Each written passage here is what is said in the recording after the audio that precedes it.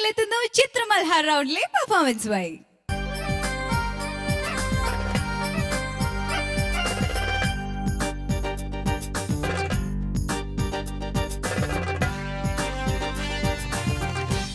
ചിത്രമൽഹാർ റൗണ്ടിന്റെ favourite റൗണ്ടായി മാറിക്കൊണ്ടിരിക്കുക.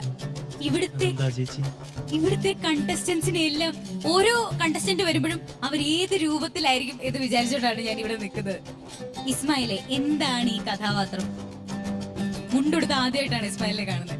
ഇത് കണ്ടിട്ട് ചേച്ചിക്കൊന്നും മനസ്സിലാവുന്നില്ല. അയ്യോ, മനസ്സിലായില്ല. ബട്ടൺസ് തെറ്റിച്ചാണ് ഇട്ടിരിക്കുന്നത്. അതൊന്നുമല്ല, ഒരു കുട്ടി ഇവിടെ വരാൻ പോകുന്നുണ്ട്. എന്നെ ചതിച്ചു പോയത്, വേറെ കല്യാണം കഴിച്ചു പോയി. എല്ലാം മനസ്സിലായി. ഏത് ഫിലിമിലെ പാട്ടാ? ഉമ്മാച്ചു എന്ന ഫിലിമിലെ പാട്ടാണ്. കെ രാഘവ് മാഷി മ്യൂസിക് ചെയ്ത കൽപ്പകത്തോ പന്യനൊരുവനും എന്ന് പറയുന്ന പാട്ടാണ്.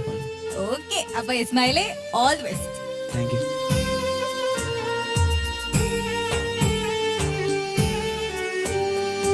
കൽപ്പകത്തോ പന്യനൊരുവനും പതിച്ചു നൽകി നിന്റെ കൽവിലാരടി മണ്ണിലെന്റെ കബറടക്കി, എന്റെ കബറടക്കി.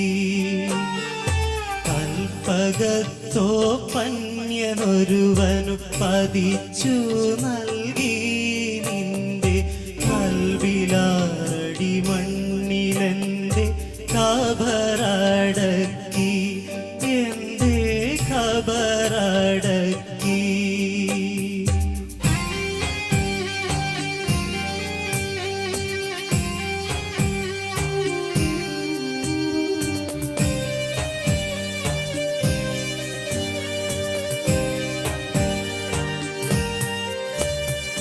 മരിച്ചെന്നു നിനച്ചു നീ മണ്ണു കോരിയെറിഞ്ഞിട്ടും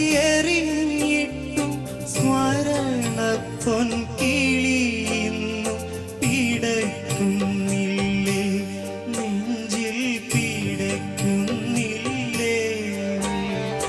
കൽപ്പകത്തോ പന്യനൊരുവനു പതിച്ചു നൽകി നിന്റെ കൽവിലാരടി മണ്ണിലെന്റെ കബറടക്കി, എന്റെ കബറടക്കി.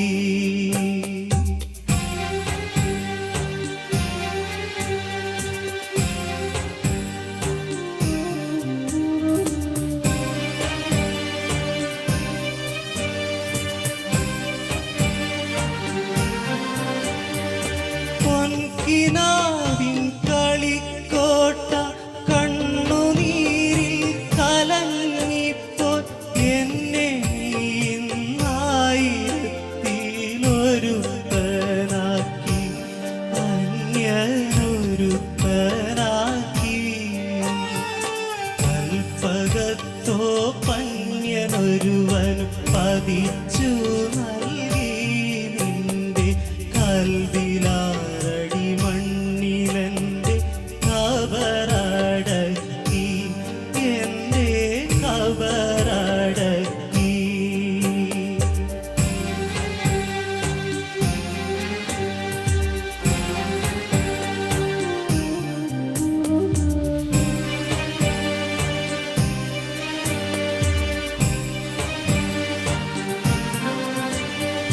പാലു തന്നു വളർത്തി നീ പായ് കണ്ണീർ കുടിപ്പിച്ചു, ഏലുലാവും ബീവിയും നീ ചതി ചെയ്തല്ലോ, പൊന്നെ ചതി ചെയ്തല്ലോ.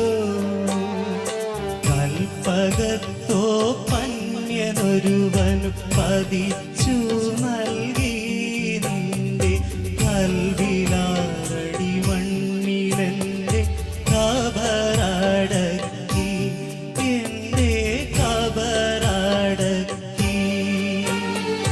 കൽപ്പകത്തോ പന്യനൊരുവനു പതിച്ചു നൽകി നിന്റെ കൽവിലാരടി മണ്ണിലെന്റെ കബറടക്കി, എന്റെ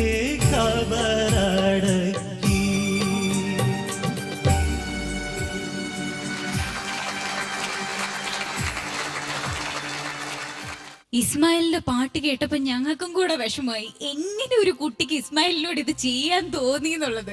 അതാണ് എനിക്കും തിരിയാത്തത്. അല്ല, ഇസ്മായിൽ ഇത്രയും ഫീലോടുകൂടി പാടി ശരിക്കും ഇങ്ങനെ സംഭവിച്ചോ? ഇങ്ങനെ സംഭവിച്ചിട്ടൊന്നുമില്ല. സംഭവിച്ചിട്ടില്ല, ഇല്ലില്ല. പക്ഷെ നന്നായിട്ട് പാടി കേട്ടോ. Thank you. സാൻഡ്ര, ഇങ്ങനെ ചെയ്യാമോ? എനിവേ സാൻഡ്രയും ബാക്കിയുള്ളവരെല്ലാരും നന്നായിട്ട്, സാന്ദ്രയും അസറും അസറും പിന്നെ ഷിഹാബ് ഏറ്റവും അവസാനം വന്ന് കെട്ടിപ്പിടിച്ച കൂട്ടുകാരൻ. പെട്ടെന്ന് തീരുമാനിച്ചതായിരുന്നു ഇങ്ങനെ. ഓ, ഇത് നേരത്തെ പ്ലാൻ ചെയ്തതല്ല. അല്ലല്ല. ഓ, അപ്പോ അവര് 3 പേരും നന്നായി സഹായിച്ചിട്ടുണ്ട്. നന്നായിട്ട് സപ്പോർട്ട് ചെയ്ത്. ഓക്കെ,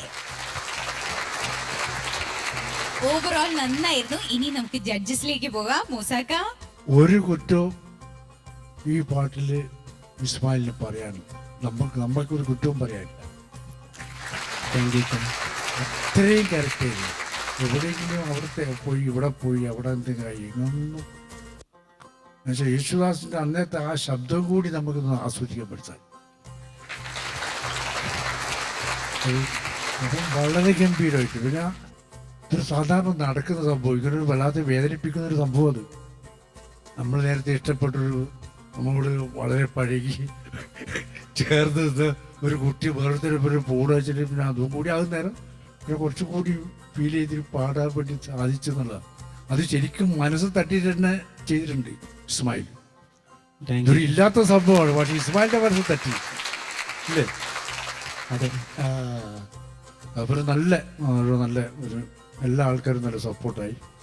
പിന്നെ മറ്റൊന്ന് വെച്ചാൽ ഓർക്കസ്ട്ര ഒരു വല്ലാത്ത സഹായിയായി നിങ്ങൾക്ക് എല്ലാവർക്കും. ഗംഭീരായിട്ട് പാടി. Okay, thank you.